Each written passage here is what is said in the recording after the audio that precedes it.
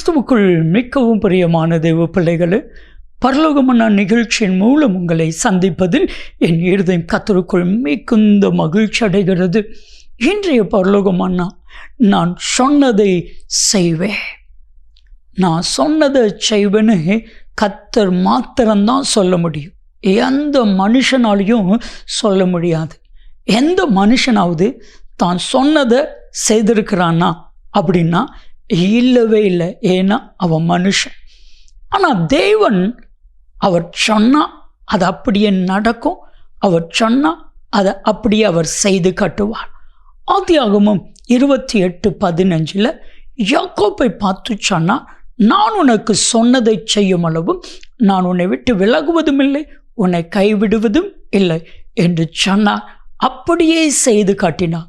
லாபான் யாக்கோப்பை காட்டிலும் பல மடங்கு வில்லனாயிருந்த லாபான் 10 முறை சம்பளத்தை மாட்டியும் ஆண்டவர் யாக்கோப்பை கைவிட்டாரா? ஏன் கைவிடலை?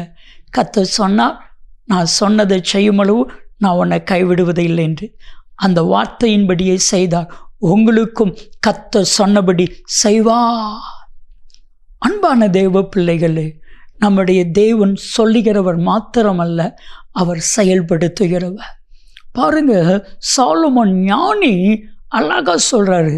2 நாளாகமும் 6வது அதிகாரம் 4ஆம் வசனத்தை வாசிக்கும் பொழுது சாலமோன் சொல்கிறான், என் தகப்பனுக்கு தாவீதாகிய என் தகப்பனுக்கு என் தேவனாகிய கர்த்தர் வாக்கினால் சொன்னதை கரத்தினால் செய்து முடித்தா.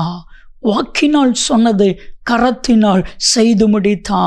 என் அன்பு தெய்வ பிள்ளைகளே, உங்களுக்கு கர்த்தர் ஒரு வாக்கு தத்தத்தை சொல்கிறாரு என்றால், ஒரு வார்த்தையை சொல்லுகிறார் என்றால், அதை கட்டாயம் ஆண்டவர் செய்வார்.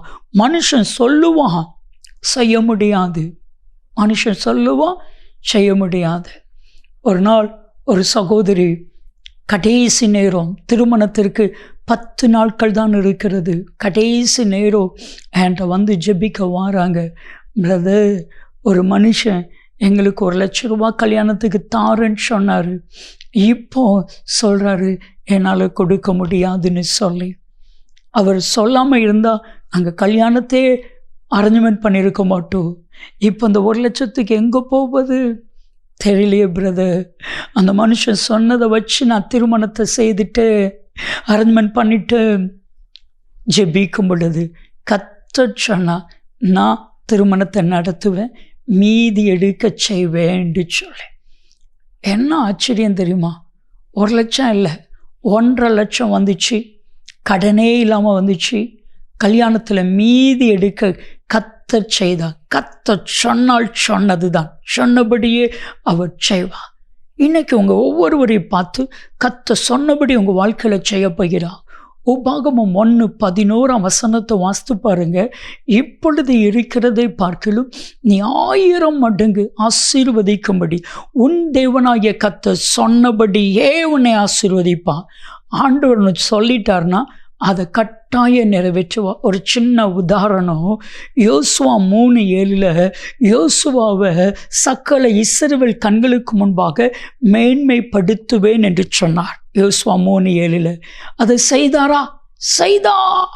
யோசுவா 4:17 எல்லார் கண்களுக்கு முன்பாக யோர்தானை 2ஆய் பிளந்து கர்த்தர் யோசுவாவோடு இருக்கிறார், நான் மேன்மைப்படுத்துவேன் என்று சொன்னதை போல மேன்மைப்படுத்தினார். என் அன்புக்குரியவர்களே, கர்த்தர் உங்களுக்கு என்னென்னலாம் சொல்லியிருக்கிறாரோ அத்தனை ஒரு டைரியில் எழுதி வைங்க. நிறைவேற டிக் பண்ணுங்க. நான் சொல்லுகிறேன், எல்லாம் நிறைவேறும். கர்த்தர் சொன்னது உண்மையானால் அது கட்டாயம் நிறைவேறும். கலங்காதீங்க. ஆண்டவரிடத்தில் சொல்லுங்க, ஆண்டவரே நீங்கள் சொன்னீங்களே அதை செய்யுங்க. இந்த ஒரு சின்ன ஜெபம் பண்ணுங்க. நீங்கள் சொன்னீங்களே அதை செய்யுங்க. அவர் சொன்னபடியே நடக்கும். ஜெபிக்கலாமா? அன்பின் தகப்பனே, நீ சொன்னதை செய்கிற தேவன், நீ சொன்னதை செய்யும் அளவும் நான் உன்னை விட்டு விலகுவதும் இல்லை, உன்னை கைவிடுவதும் இல்லை என்று சொன்னி, விலகவும் இல்லை, கைவிடவும் இல்லை. அப்படியே உம்முடைய பிள்ளைகளுக்கு செய்தருளும். இயேசு கிறிஸ்துவின் நாமத்தில் ஜெபிக்கிறோம் ஜீவனுள்ள பிதாவே. ஆமென், ஆமென். நான் சொன்னதை செய்வேன். கர்த்தர் சொல்லுகிறார், நன்மையும் கிருபையும் ஆசீர்வாதங்களும் நிச்சயமாக உங்களை தொடரும்.